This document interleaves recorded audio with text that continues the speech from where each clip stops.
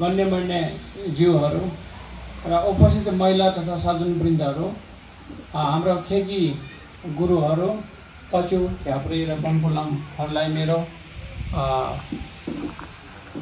न्यानो अभिवादन छ, गर्मी मौसममा भए पनि। आज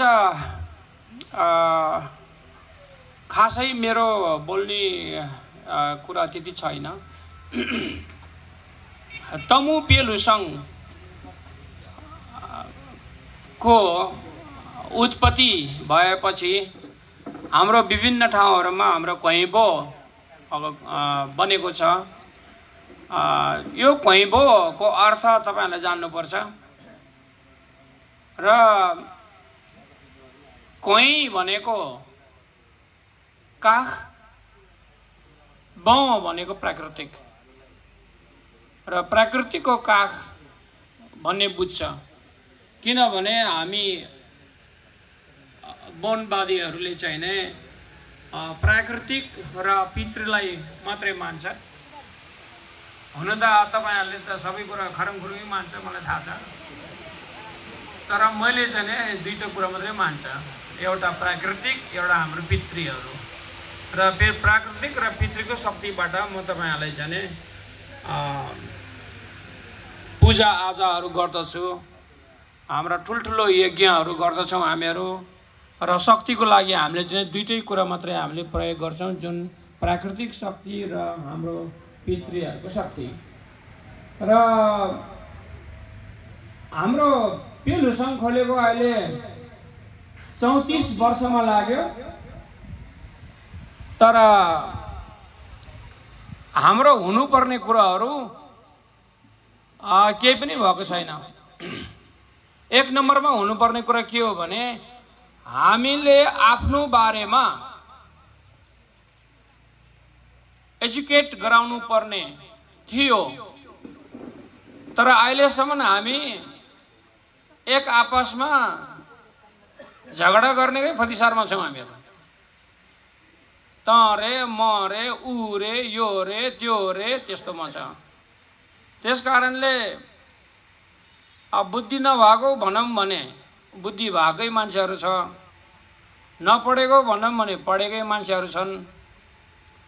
तर हाम्रो आफ्नो जनमानसलाई हामी बीच हाम्रो के हो त भन्ने कुरो हामी आफै अन्योलमा छौँ। किनभने हामीलाई चाहिँ हाम्रो पेलुसङ तमुको सङ्घ संस्थाहरूले हामीलाई चाहिँ शिक्षा दिन सकेन। धार्मिक शिक्षा दिनुपर्ने हाम्रो पेलुसङ हो।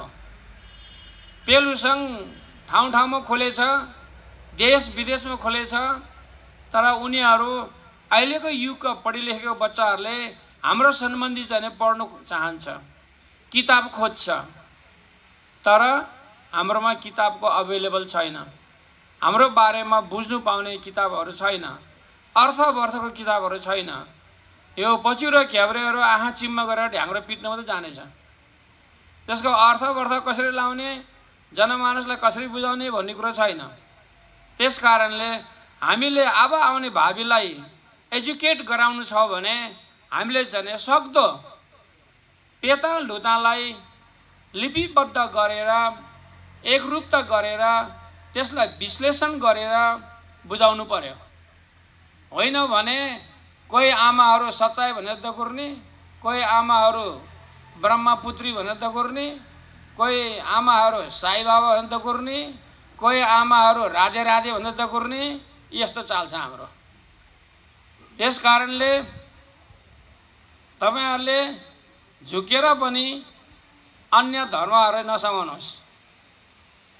आफ्नो भागमा बस्नुपर्छ। आफ्नो भाग छोड्यो भने तपाईलाई चाहिँ अगति हुन्छ। तपाईको घरेटी 4 औँला अर्कोले मिच्यो भने 12 वर्ष मुद्दा लड्नुपर्छ। त्यस्तै हो, अर्कोको धर्म पनि आफूले अट्याक गर्छ भने, एटेम्प गर्छ भने, एडप्टेड गर्छ भने तपाईलाई समस्या आइपर्छ। त्यसकारण आफ्नो बुझ्नु पर्यो। तर हाम्रो आफ्नो बुझ्ने मौका र शिक्षा नहुनुको कारणले हामी चाहिँ सबैको आँगल छौँ। किनभने हामी चाहिँ आफ्नो बारेमा ज्ञान छैन, हाम्रो यसरी छ उसरी छ भन्ने ज्ञान छैन। नभएपछि अब उता यसले हुन्छ कि उता पनि पकड्नु पर्यो, उसले हुन्छ नि उता पनि पढ्नु पर्यो होइन। त्यसो भने के हुन्छ, शर्मा हेरी हेरी 10वटा कोही मर्ने बेलामा कोही न कोही भन्ने जस्तो हुन जान्छ। त्यस कारणले हामी चाहिँ यसमा अति सचेत हुन आवश्यक छ। र आज यो स्यार्लो तमु पेलु सङ्घ कुन जिल्ला हो, मोराङको स्यार्लो पेलु सङ्घमा आएर यो हाम्रो पवित्र कैम्बभित्र हामीले 2-3वटा पूजा गर्न पाउँदा हामी चाहिँ अति हर्षित छौँ। र हाम्रो पूजाको आशीर्वादले तपाईँहरूलाई अवश्य पनि केही न केही हुनेछ भन्ने आशा लिएको छु। किनभने हाम्रो प्राकृतिक शक्ति भनेको ठुलो छ। र आज तपाईँहरूको अधिवेशन पनि रहेछ। अधिवेशनमा अब यो पुरानो कार्यकर्ताहरू त सफल भइहाल्यो। अब आउने नयाँ कार्यकर्ताहरूको पनि सफलता होस् भन्ने अग्रिम शुभकामना दिन चाहन्छु। र अब कति धेरै बोलौँ, म चाहिँ टाढाको बाटो हुनेको कारणले गर्दाखेरि म चाहिँ बाटो लाग्नुपर्ने भयो। र म अन्तिम यही मञ्चबाट हजुरहरूबाट यही माइकबाट बिदा पनि चाहन्छु। र फेरि हामी मौका र चान्स मिलेमा अवश्य पनि भेट्नेछौँ। र मलाई चाहिँ पूर्वतिर तपाईँहरूले कतै सम्झानु भयो भने बोलाउनु होला। र म चाहिँ यस्तो भाषण शासन भन्दा पनि बढी हामी एक आपसमा अन्तर्क्रियाहरू गर्न पायो भने तपाईँहरूको प्रश्न र हाम्रो शास्त्रको उत्तरहरू, हाम्रो पेतल त के हो भन्ने बारेमा तपाईँहरूले बुझाउनु पायो भने तपाईँहरू अलिकता बुझ्नुहुन्थ्यो कि भन्ने मलाई आशा लागेको छ। त्यस कारणले इन फ्युचरमा भविष्यमा हामी अवश्य पनि एक आपसमा यो अन्तर्क्रिया कार्यक्रमहरूमा भेट्न पाउनेछौँ भन्ने आशा गर्दै र म चाहिँ तमु पे प्रकाशन सेन्टरको तर्फबाट पनि यहाँहरूलाई धेरै धेरै शुभकामना दिँदै यहाँहरूबाट बिदा चाहन्छु। थ्याङ्क यू, धन्यवाद। सैकरसौँ।